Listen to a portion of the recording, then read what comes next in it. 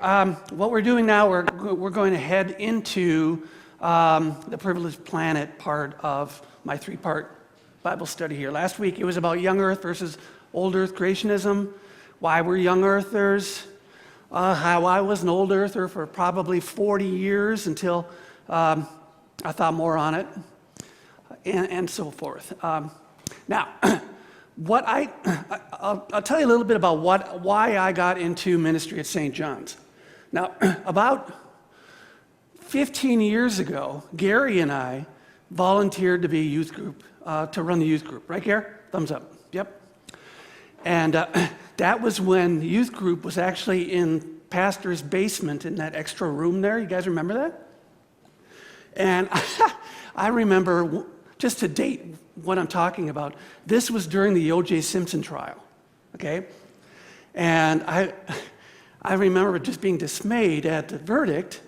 I told my sons I had to go out and walk around for about a half hour to just kind of settle my brains. So I talked about it with Gary in the youth group, obviously, the following Sunday. So that's about the period of time we're talking about. And then I got into the illustration stuff for about a decade. And then I got back into St. John's and I met with Pastor. We had lunch together and I said, I'm thinking about getting back into ministry. And the one thing that drove me back into ministry was culture, the American culture. The American culture has become extremely secularized. I'm sure you guys know that. Not only secularized, but anti-God, anti-truth. It really, really has. And I think I'm working on 11 years as a called minister here at St. John's. And it's gotten worse. It's gotten worse. Matter of fact, over the summer, with all the rioting going on in all the cities, I'm thinking about showing you a link on my computer of how irrational much of American society has become. Just plain irrational. What drove me, though, to meet with Pastor and to start up a full-time or a called youth ministry here is the fact that I am inclined toward science. I used to teach 8th grade earth science, and I have a pretty good grasp of that part of science and of evolutionary biology. And I wanted to start telling the high schoolers here at St. John's, explain to them what they're heading into when they graduate from St. John's. And here's just a couple years ago, some of the kids, okay? I wanted to show them that being a young earth creation believer is rational, all right? It's rational. I wanted to show them that the claims of Christianity are not only true, but they're explainable, they're defendable, and they're rational. I wanted to show them that. And so on Wednesdays and Sundays, I touch on that every once in a while. I always go back to it, always, repeatedly. I go back to how Christianity is not only true, it's understandable, it's explainable, and you can defend it through science, history, and logic. Young earth Christianity, okay? And on the contrary wise, things that oppose the Christian worldview are by nature then necessarily false. Okay, I'm making a logical claim here. That if the claims of Christianity are true, then the claims that counter those claims must be false. There's no other way around it. Okay? So, the claim that God does not exist, there's no meaning in the universe, there's no such thing as objective truth, and the universe came into existence from nothing. Those are, the logician would say, or the philosopher would say, those are necessarily false.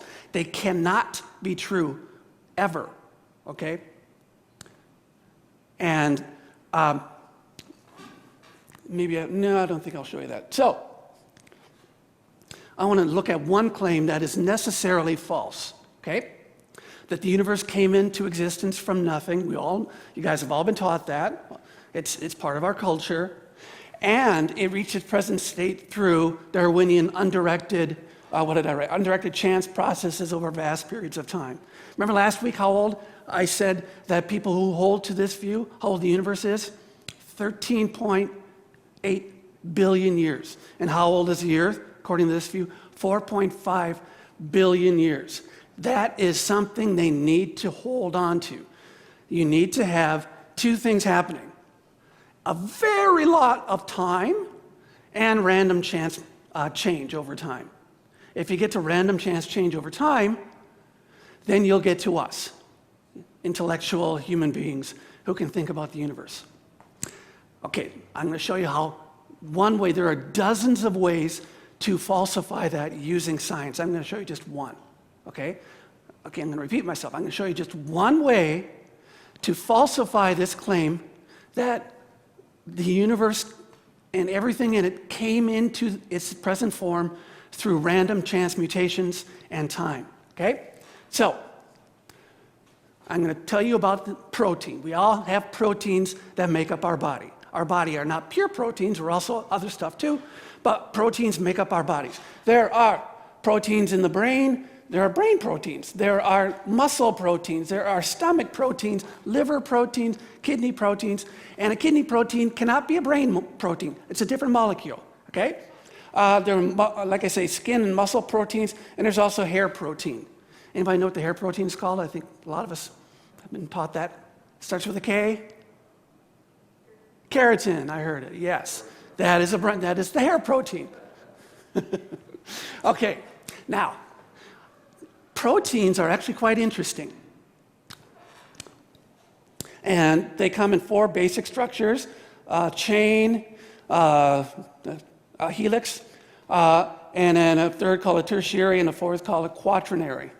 And notice how it's all folded over. Do you notice that? And here's something that I've always wondered, I found curious. God likes to fold things. God likes to bend things, and God likes to twist things. First he makes something, then he twists it, or he folds it. It's very interesting. For instance, God likes to twist mountains. God likes to twist rivers. There isn't anything that's perfectly straight in nature. God likes to twist or have leaves that fold themselves.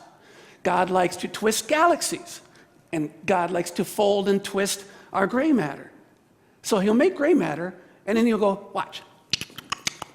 And he made the human brain. It's very, very interesting. God likes to twist our insides too, and God likes to twist the double helix called the DNA. That is an actual photograph of the double helix. That's what we're used to, right? We're used to the artist's conception. But notice how tightly compact the twisting of the DNA actually, it's not just straight up, it's like that. It's like a slinky. Okay? All right, so back to this. I want to unpack for us the simple particle called protein and how the universe could not have made it on its own. It's design, okay? So, first of all, listen. What is a protein? We often think about protein as a nutritional requirement. You eat meat because it has a lot of protein. But proteins are far more than just food. Proteins are made of a string of smaller building blocks called amino acids. Key in on that.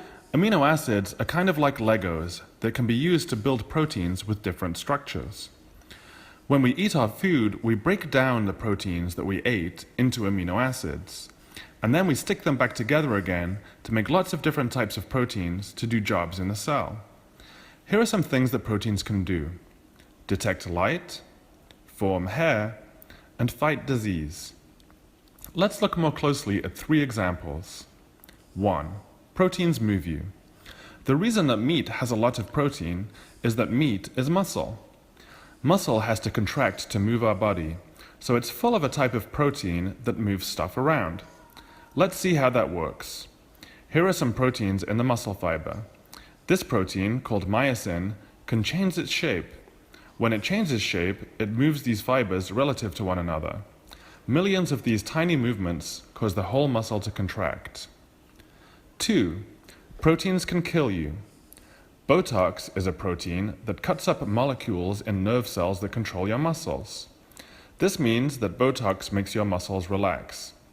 This can be handy to reduce wrinkles for Hollywood actors, but it's not so great when the muscles controlling your lungs stop working after you eat food contaminated with botulism. 3.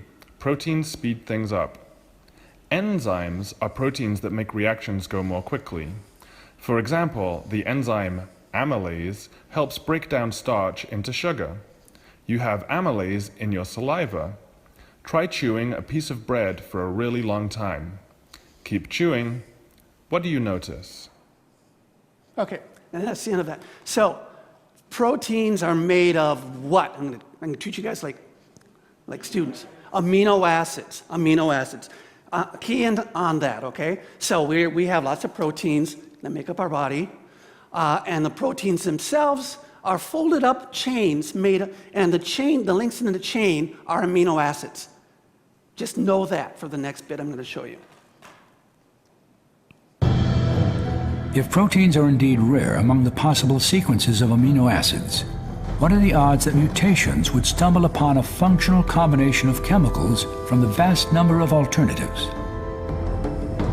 To find out, Axe randomly altered the structure of an enzyme protein comprised of 150 amino acids. You've got a protein 150 amino acids long, then you've got 20 to the 150th power possible ways of arranging the amino acids. Out of all those possibilities, how many are functional and how many are gibberish? If you do the experiments and you analyze how much information is required to get, say, a new protein fold, it's just far beyond what you can get by random mutation and natural selection. How far beyond? Axe published his findings in the Journal of Molecular Biology. He determined that among all the possible amino acid combinations, the probability of generating just one short protein by mutation is roughly 1 in 10 to the 74th power, or 1 chance in 100 trillion, trillion, trillion, trillion, trillion, trillion.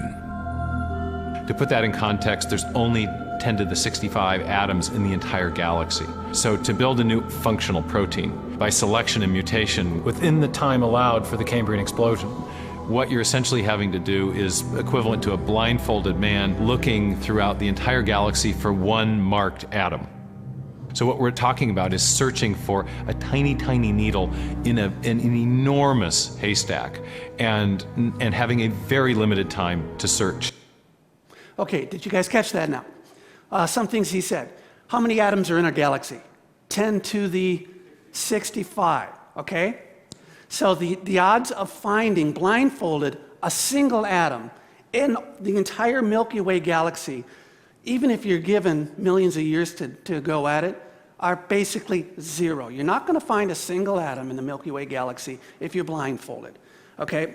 So, and what else he said was he mentioned the Cambrian explosion. Anybody here know what that is? The Cambrian explosion is what paleontologists mark as certain rock layer. There's a certain rock layer. If you dig down and you get to the rock layer, it's filled with dinosaur skeletons and all kinds of early animal skeletons. It's just filled with it. They call it an explosion. So, and that Cambrian explosion, according to their way of thinking, happened 65 million years ago. So what's our window of time for coming up with a new protein? Because you have Stegosaurus proteins, and then you'll have Diplodocus proteins. They're different. We want to come up with one protein. It's 1 in the, what are the odds? 1 in 10 to the 10 to the 74. But we only have 65 million years to come up with just one. And organic bodies are made up of many different kinds of proteins. Do you see what we're getting at here? To come up with one protein, you need a huge amount of time. To come up with a whole slew of different proteins for teeth, hair, stomach, liver, kidney, et cetera, et cetera, et cetera, you wouldn't, and remember, it's all random. There's no guided process at all. Okay, I hope that's sort of sitting or hitting you guys where I want it to hit in your brains. That even if you do appeal to time, you're still not going to get novel, new things randomly appearing, even if the time is huge. Okay, I hope that makes sense. So the universe screams that there's some kind of designer behind the whole thing. Okay, All right, next. So, therefore, it's reasonable to have a view that the universe did not come about by undirected chance processes, no matter how long a period of time. That's a reasonable thing to say. And that's what I like harking back to with the youth group, is that maybe I'm not so much convinced in persuading you in a specific sense, but I do want to have you understand that our view is reasonable and explainable and defendable. The young earth Christian point of view is not crazy mysticism. It's actually a reasonably scientific point of view. And you can explain it. For instance, let's look at the protein. And you can explain that to them. There are dozens, you guys, there are dozens of examples that scientifically show that the universe could not, through random chance processes, come up with. There are dozens and dozens of examples. I just showed you one. Okay, so that's sort of pushing back against the secularist consensus that our kids are going to be faced with. That's the pushback, okay? All right, now we need to get toward the affirming side, the affirmative side of a young earth creation, or a designed earth. And that's where we want to go next. Okay, so it appears that the earth has been, designed for complex life. Not only that, but it's complex life that has intelligence. It looks like the earth was designed for beings that are intelligent for the purpose of studying the universe. That's what it looks like. And I'm going to be unpacking that aspect of it today and next week too. So again, it looks like, scientifically, it looks like God made us smart, and God made us to study the universe. Okay, that's pretty cool.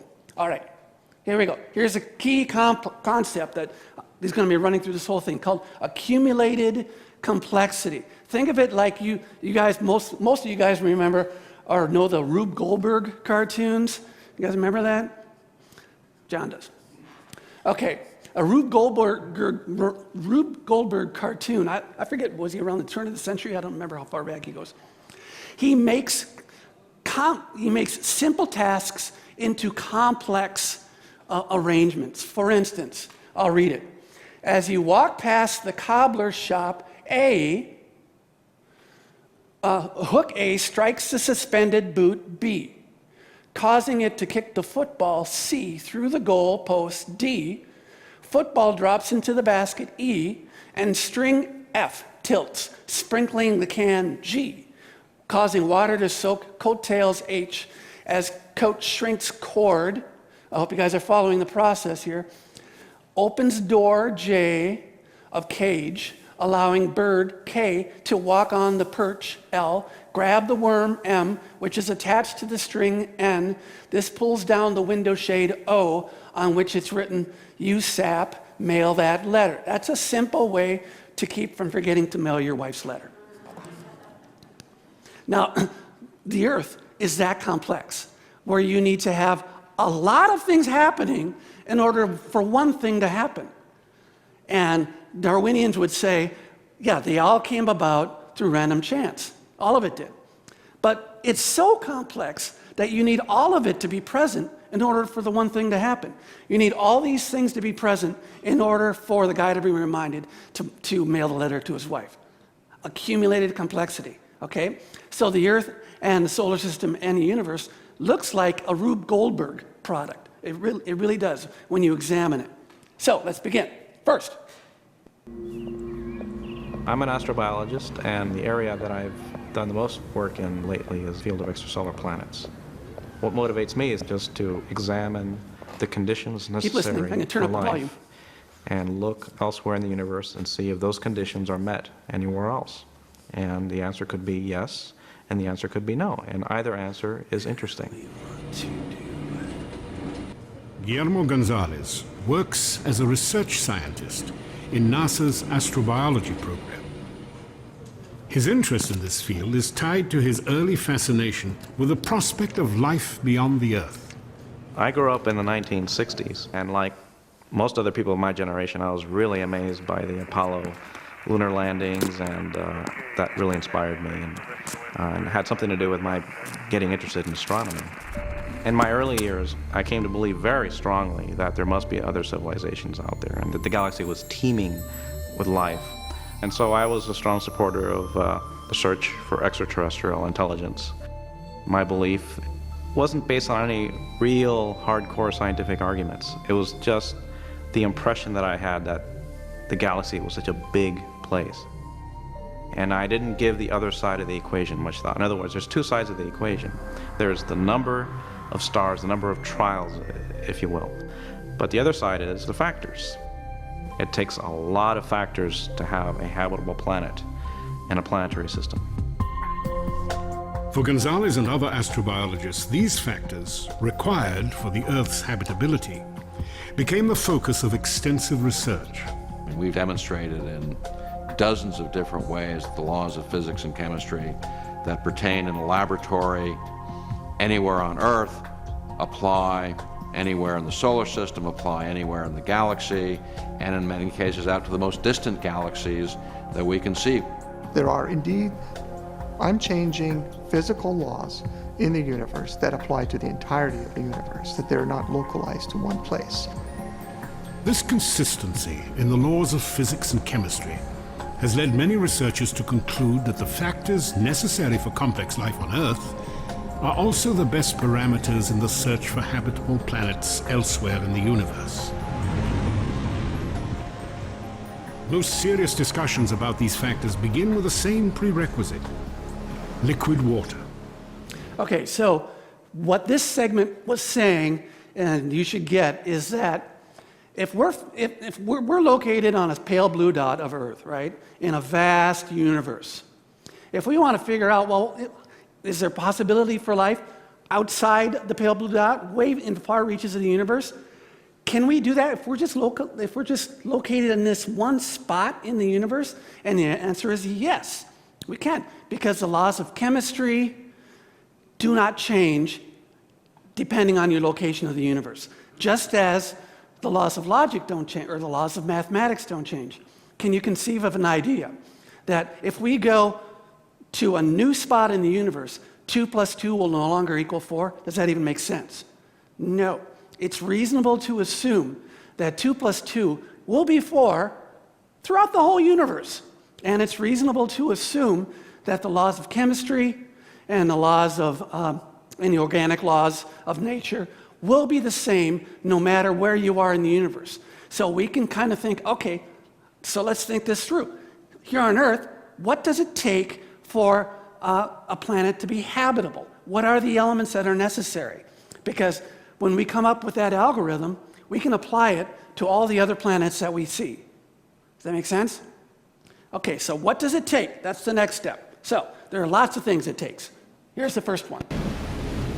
All the searches that are being done for life elsewhere, their starting position is a terrestrial class planet with water. It is now widely recognized that the chemical properties of water are exquisitely suited for carbon-based life. These properties include water's ability to dissolve and transport the chemical nutrients vital to all living organisms, and its unmatched capacity to absorb heat from the sun, a process critical for regulating the Earth's surface temperature.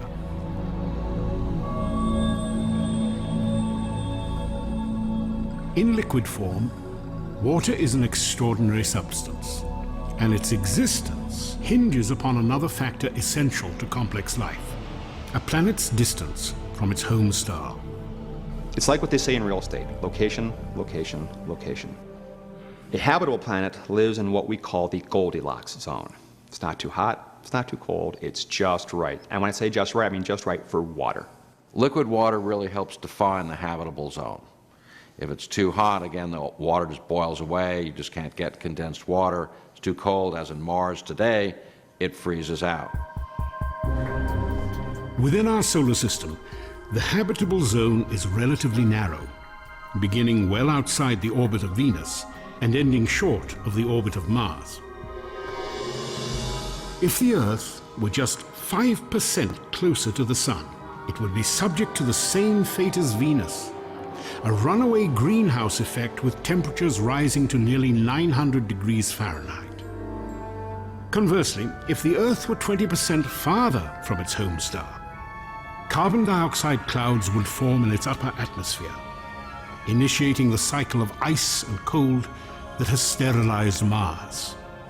The presence of liquid water is a necessary condition for life, but it's not a sufficient condition.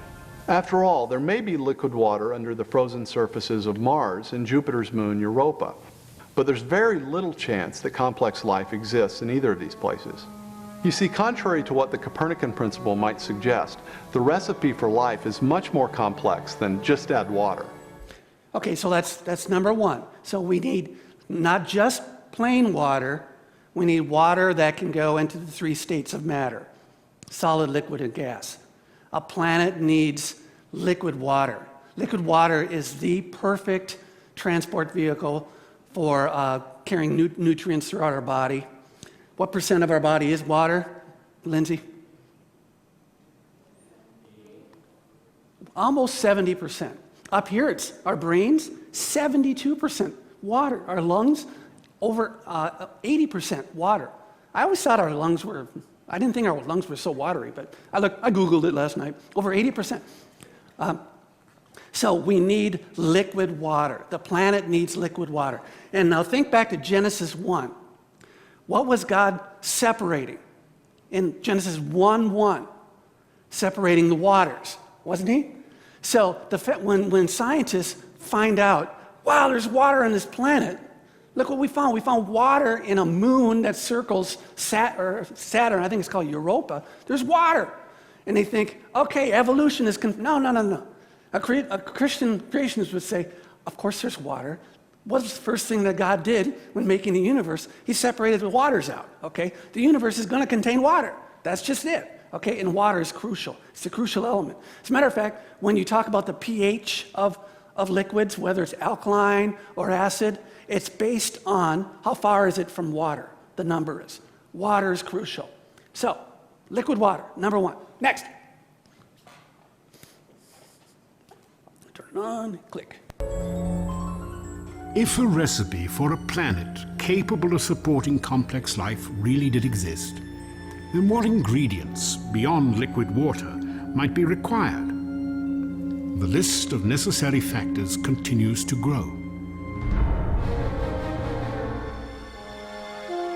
We live on this paper-thin crust. If the Earth's crust were significantly thicker, then plate tectonic recycling could not take place.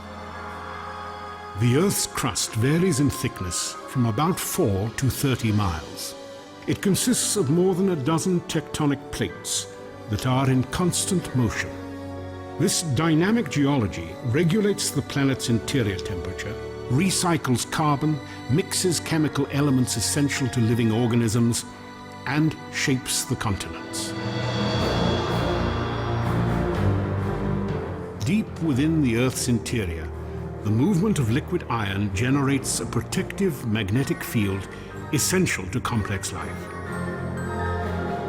If our planet was smaller, its magnetic field would be weaker, allowing the solar wind to strip away our atmosphere, slowly transforming the Earth into a dead, barren world much like Mars.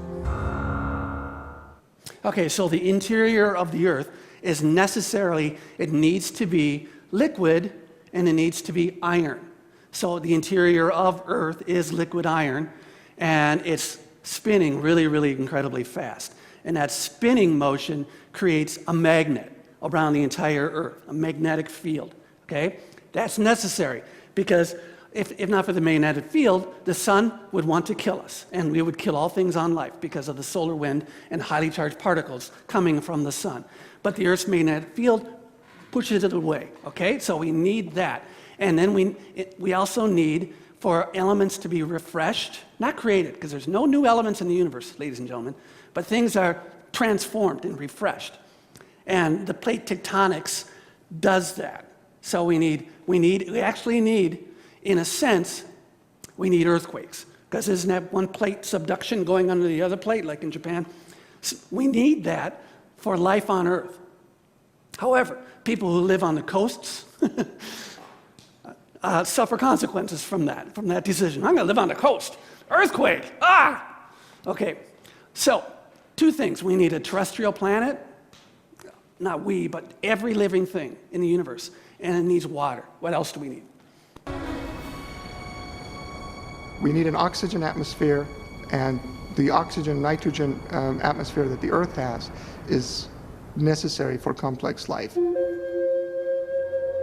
As seen from space, the Earth's atmosphere glows as a thin blue ribbon of light. Measuring less than 1% of the planet's diameter, it is composed of a mixture of nitrogen, oxygen, and carbon dioxide. As a result, our atmosphere ensures a temperate climate, protection from the sun's radiation, and the correct combination of gases necessary for liquid water and complex life. Okay, so we need a certain, living things need a certain kind of atmosphere, okay? Specifically, it needs a certain percentage of oxygen in the atmosphere. And remember, oxygen and water are intimately connected, right? H2O. So oxygen is absolutely necessary to be present in the atmosphere. What else? I don't want to go over time. What time do we have? Okay, a couple more. Next. For a size of planet like Earth, our moon is big. The current thinking is that if our moon didn't exist, neither would we. 1/4 the size of the Earth, the moon's powerful gravitational pull stabilizes the angle of its axis at a nearly constant 23.5 degrees. This ensures relatively temperate seasonal changes, and the only climate in the solar system mild enough to sustain complex living organisms. Okay, so the moon is actually very cool, and we're going to come back to the moon on Sunday. But here's some interesting facts. The size of the, how do I put this? Okay, the size of the sun is 400 times larger than the size of the moon. No, it's 400 times farther. Okay, I'm going to get this correct. We have the moon, and it's a certain size. I forget what it is. And the distance between the moon and the sun is 400 times. I should probably come back to that. But let me just say this. When we see an eclipse, the moon perfectly fits into the disk of the sun. We all know this, right? And during the perfect eclipse phase, when it's 100% in eclipse, then we have, you see the corona of the sun. You guys remember seeing pictures or video of that? It goes in there, and then we see nothing but the sun's atmosphere / corona, okay? Because of that, scientists figured out what the sun is made of by looking at its corona. If the moon did not go into perfect eclipse with the sun, we'd never know what the sun was made of. So it looks like God put the moon to be a certain size and a certain distance to fit perfectly during an eclipse so we can figure out what the sun's made of. We'll come back to that. Yeah. If we find life out there, especially complex or even intelligent life, it will be around a star similar to our own. We orbit what is known as a spectral type G2 dwarf main sequence star. It is well suited for our needs. If the Sun were less massive, like 90% of the stars in the galaxy, the habitable zone would be smaller. To remain within its boundaries, the Earth would have to be positioned closer to its star. Here, increased gravity would lock our planet's rotation into synchronization with its orbit. While one side of the Earth continually faced the Sun and increased radiation from solar flares, the dark side of the planet would lay shrouded in perpetual cold and ice. It is unlikely complex life could tolerate these drastic extremes in temperature. A lot of things went right on Earth to have yielded complex life, absolutely. The number of factors that have been postulated has grown. Currently, the typical number you would see is, in a typical list, would have something like 20. We find that we need to be at the right location in the galaxy. that we're inside the circumstellar habitable zone of a star, that we're in a planetary system with giant planets that can shield the inner planets from too many comet impacts, that we're orbiting the right kind of star that's not too cool or not too hot, that we're on a planet that has a moon that can stabilize the tilt of its axis, that we're on a planet that's a terrestrial planet, a planet that has a crust that's just thick enough that it can maintain plate tectonic activity, but it has enough heat in its interior that it's still circulating its liquid iron core so it can generate a magnetic field, that it has an atmosphere that has enough oxygen to allow for complex organisms to survive, that it has enough water and enough continents to allow for the diversity of life or an active biosphere that you need to support complex creatures such as ourselves. All these factors have to be met at one place and time in the galaxy if you're going to have a planet as habitable as the Earth, which you need for complex and even technological life. Okay, so I'm hearkening back to accumulated complexity. It's not just that a planet has water where we can expect life to arise from it. It's not just that. It needs a certain kind of atmosphere, a certain kind of terrestrial plates. It needs a certain kind of sun. It needs a certain kind of it needs certain kind of planets, which this video didn't even get into. We ought to be, and next time we see Jupiter, and Jupiter does come out at night. You can see Jupiter tonight if you look. Jupiter actually protects the Earth much like a goalie protects the goal, because it has such massive gravitational strength that any random asteroid or any kind of thing that's just floating around in empty space, Jupiter brings it in and sucks it into its planet. It protects the Earth. Okay, so you need these kind of things, not absent any one of them. You need all of them, and we're going to continue in the same vein next week, where we need where the solar system and the universe and the Earth look to be a highly complex machine. Okay, I think that's it. I think that's all I got for you today, guys. Yep, and I'm on time. So thanks for coming. We'll see you next week. We'll finish it out.